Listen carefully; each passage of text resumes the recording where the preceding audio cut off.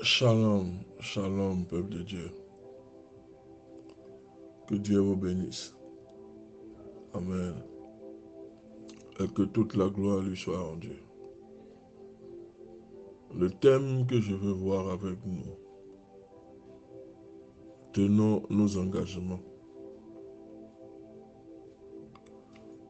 Tenons nos engagements, tenons nos vœux, accomplissons l'œuvre pour laquelle l'Éternel nous a appelés. Mais nous prenons des vœux et des engagements, mais nous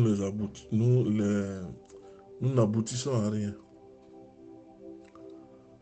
L'année s'est écoulée de 4 mois bientôt. Tous ceux qui ont pris des engagements et des vœux à l'Éternel, les ont-ils respectés? Ont-ils été fidèles dans les vœux et dans les engagements? Ont-ils respecté réellement le Seigneur? Tenons nos engagements. Nombre 32, le verset 11. Les hommes qui sont montés d'Égypte depuis l'âge de 20 ans et au-dessus ne verront jamais la terre que j'ai promise, car ils n'ont pas rempli leur obligation envers moi. Remplir son obligation envers l'Éternel est une marque de soumission et de fidélité. Mais beaucoup prennent des engagements à la légère. Et après, ils sont étonnés de la malédiction qui les frappe. Allant jusqu'à dire même que cette malédiction vient du diable. Mais avant d'accuser le diable ou de voir le diable partout, n'as-tu pas pris un engagement? N'as-tu pas fait un vœu à l'Éternel? As-tu respecté ce vœu ou l'engagement? As-tu été fidèle dans le vœu? As-tu été fidèle dans l'engagement? Voici les conséquences qui découlent lorsqu'on ne respecte pas un engagement ou un vœu. Nombre 32, le verset 11. Les hommes qui sont montés d'Égypte depuis l'âge de 21 ans et au-dessus ne verront jamais la terre que j'ai promise, car ils n'ont pas rempli leurs obligations envers moi. Après 40 ans passés à errer dans le désert, entre l'Égypte et Canaan, les Israélites étaient enfin sur le point de rentrer dans le pays promis, dans la promesse de Dieu. Parce que ce peuple-là avait, au lieu de faire confiance à Dieu, avait plutôt vu les géants. Dieu ne nous demande pas de regarder à nos géants. Il nous demande de conquérir, de posséder. Même si tu vas en guerre, que tu te retrouves seul, tu dois livrer bataille. Parce que l'Éternel marche avec toi. Donc, n'aie peur de rien. Mais lève-toi et puis combat. Donc, comme ils ont regardé à la taille des géants, plutôt que d'écouter la voix du Seigneur, ils ont erré 40 années dans le désert. Et le moment est arrivé où l'Éternel dit maintenant, vous êtes sur le point de rentrer dans la promesse. C'était le moment de prouver à Dieu qu'ils étaient prêts à faire preuve de détermination et à obéir sans tergiverser à l'ordre divin. Ils devaient faire confiance en Dieu dans la totalité. Ils devaient faire confiance en Dieu dans la traversée du Jourdain et dans la conquête des territoires marqués par le Seigneur avant de diviser le pays entre les différentes tribus. Certains peuples voulaient la bénédiction maintenant. Ils ne voulaient plus attendre de rentrer dans la terre promise. Ils se sont dit, nous avons marché 40 années dans le désert. Nous ne pouvons plus attendre. Nous venons notre bénédiction maintenant.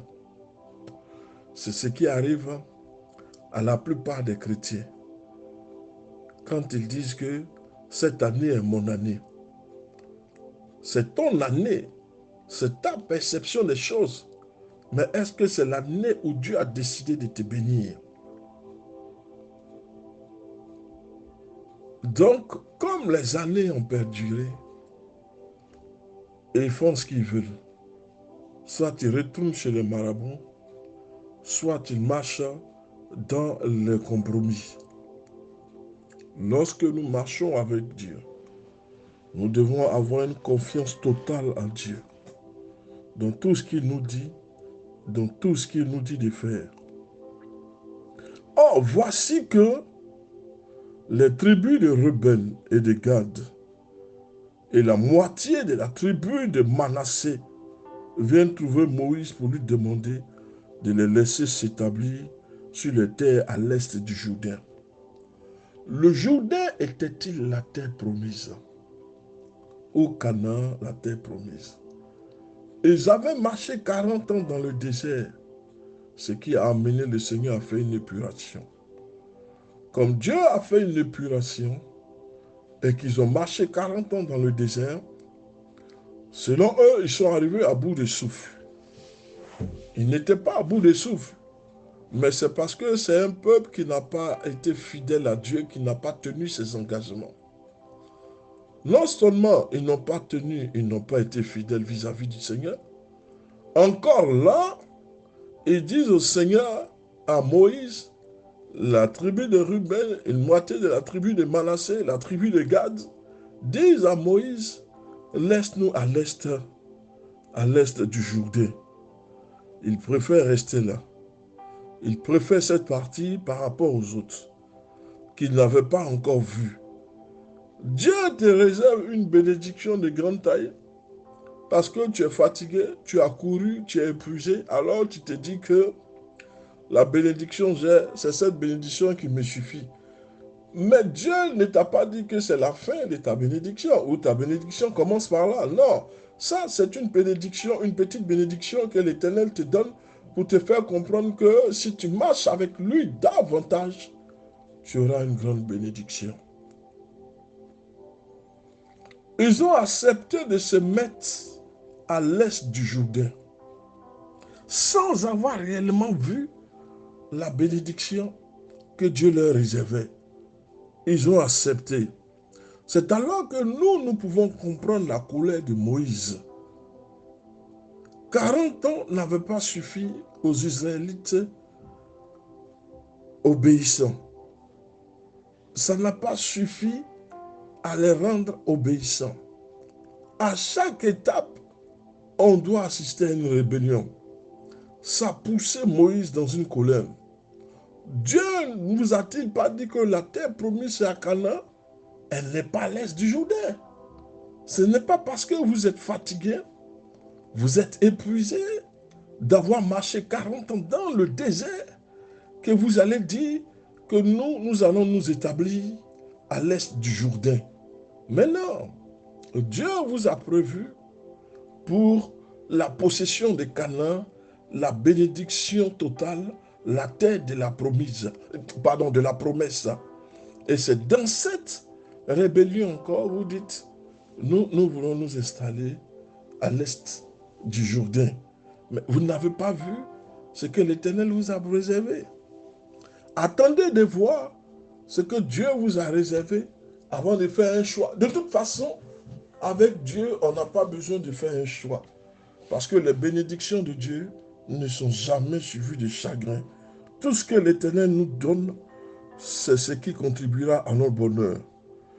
Les voilà qui vont commencer à se rebeller à nouveau contre les directives de Dieu. Et Moïse rappelle que la génération précédente avait refusé de remplir ses obligations avec pour conséquence la mort de tous les hommes âgés de 20 ans et au-dessus. Josué et Caleb entraient dans la terre promise, car eux seuls avaient rempli leur obligation envers Dieu. Dieu nous dit, voilà notre bénédiction. Mais sur ce terrain, il y a des géants, un peu comme dans le style des Anakim. Mais le peuple de Dieu, après avoir vu tous les miracles et les prodiges que l'Éternel a opérés par Moïse, parce que Moïse était un instrument de délivrance du peuple d'Israël. Après avoir vu toutes ces choses, avoir vu comment la manne est descendue du ciel, marche encore dans la rébellion, disant à Moïse, laisse-nous ici, allant à l'encontre des directives divines selon lesquelles la terre promise se trouve à Canaan, non à l'est du Jourdain. Moïse alors de rappeler que vos frères ont marché comme ça dans la désobéissance. Ceux qui en sont morts étaient ceux qui avaient l'âge de 20 ans et plus. C'est ceux-là que le Seigneur a retranchés. Et vous, vous venez, après les 40 années, vous revenez encore dans une rébellion au mépris des directives divines, indiquant que la terre promise se trouve à Canaan. Vous voulez vous mettre à l'est du Jourdain. Vous provoquez la colère du Seigneur ou quoi? C'est pourquoi seuls Josué et Caleb sont rentrés dans la terre promise parce qu'ils avaient rempli les obligations envers Dieu, obéissant sans hésitation et avec fidélité. Moïse avait tout de suite vu le danger venir qui se profilait derrière la démarche des hommes de Ruben et des hommes de Galate et les hommes de Gad. Les compromis débouchent souvent sur des désastres et des défaites. Certes, les deux tribus ennemies s'engageaient à envoyer leurs troupes de l'autre côté du Jourdain pour accompagner leurs frères d'âmes. Moïse acquiesça à leur requête, mais ces hommes choisirent des bénédictions immédiates, sans savoir ce que Dieu vous a réservé.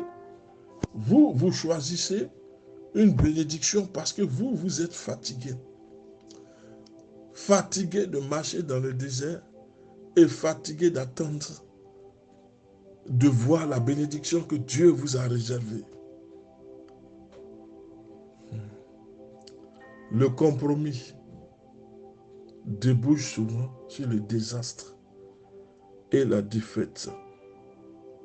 Les hommes de Gad et de Ruben, la moitié de Manassé, voulaient une bénédiction immédiate, basée sur ce qu'ils voyaient, plutôt que les bénédictions encore invisibles que Dieu avait prévues pour eux. Nous vivons une époque similaire, où les compromis et les bénédictions temporaires ne peuvent déboucher que sur la défaite spirituelle. Ce que nous voulons dire ce soir, nous devons tenir nos engagements vis-à-vis de Dieu, demeurons fidèles à la vérité, même si les compromis sont intenses. Un enfant de Dieu doit marcher selon les directives divines et selon la promesse de Dieu. Que Dieu vous bénisse. C'était le révérend Samuel Aolier.